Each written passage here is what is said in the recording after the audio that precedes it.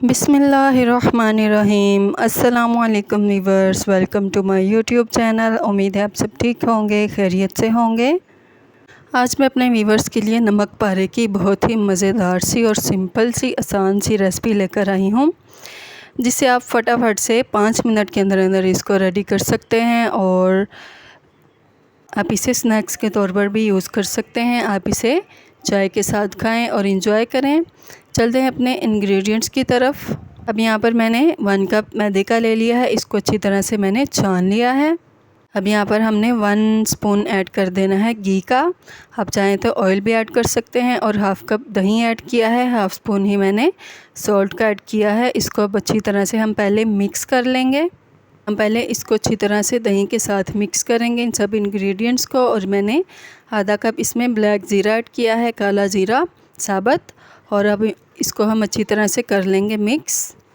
और अब नीम गर्म पानी से थोड़ा थोड़ा पानी इसमें ऐड करके इसको अच्छी तरह से गूंद लेंगे। आपने पानी लेना है नीम गर्म ही, और नीम गर्म पानी के साथ इसको अच्छी तरह से गूंद लेना है। और नीम गर्म पानी यूज़ करेंगे तो इससे ज़्यादा अच्छा टेक्सचर आएगा और आटा भी बहुत ही अच्छा आपका गूंदेगा। आपने नॉर्मल आटा गूंदना है, जिस तरह आप आटा आम गूंदते हैं रोटी पकाने के लिए, सेम वैसा ही इसका टेक्सचर होना चाहिए हमारा। कम से कम 5 मिनट मैंने आटा गूंद लिया है और इसमें थोड़ा सा ऑयल स्प्रिंकल करके मैं इसको अब अच्छी तरह से थोड़ा सा कवर करके रख दूँगी। और अब 10 मिनट के बाद मैंने इसको दोबारा से गूंदा है 5 मिनट, और अब हमारा आटा मुकम्मल तौर पर रेडी हो चुका है। अब मैंने इसका एक पेड़ा बना लिया है और स्लैब मैंने अच्छी तरह से साफ़ कर ली थी। अब हम नीचे थोड़ा सा आटा मैदा मीन्स के हम इसमें थोड़ा सा स्प्रिंकल कर लेंगे, ताकि हमारा जो आटा है वो नीचे ना लगे। इस तरह से मैंने पेड़ा बना लिया है और अब हम इसको अच्छी तरह से बेल लेंगे। सॉफ्ट हैंडेड इसको हम इस तरह से बेली जाएंगे, थोड़ा थोड़ा सूखा आटा लगाते जाएंगे ताकि ये नीचे ना चिपके। अब आप देखें कि हमने इसकी इस तरह से रखनी है, ज़्यादा इसको ना बारीक करना है इस रोटी को, ना ही ज़्यादा मोटा करना है। और अब इस तरह से हम थोड़ा थोड़ा गैप के साथ इसको अच्छी तरह से कटिंग करते जाएंगे।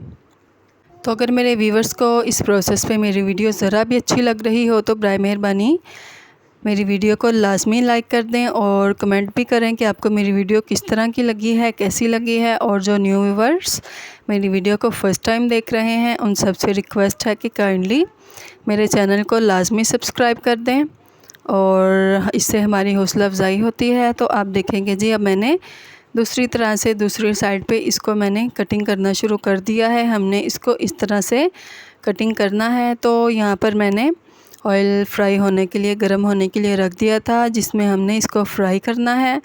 थोड़ा सा ऑयल गर्म होगा तो हम 1 बाय 1 इसको इसमें ऐड करते जाएंगे, जो हमने कटिंग करके रखे थे नमक पारे। हम देखें माशाल्लाह कितनी अच्छी लुक आ रही है इसकी। और इसमें जैसे ही मैंने ऐड करना शुरू किया है तो फ्राई करने की खुशबू भी बहुत ही अच्छी आ रही है।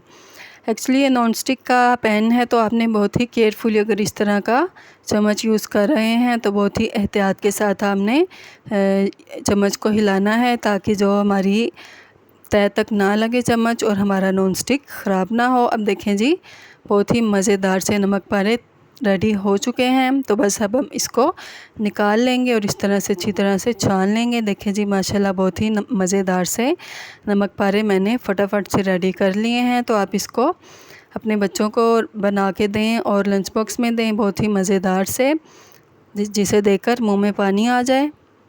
तो मेरी वीडियो को लाइक करना बिल्कुल भी मत भूलिएगा, चैनल को सब्सक्राइब करना हरगिज़ मत भूलिएगा।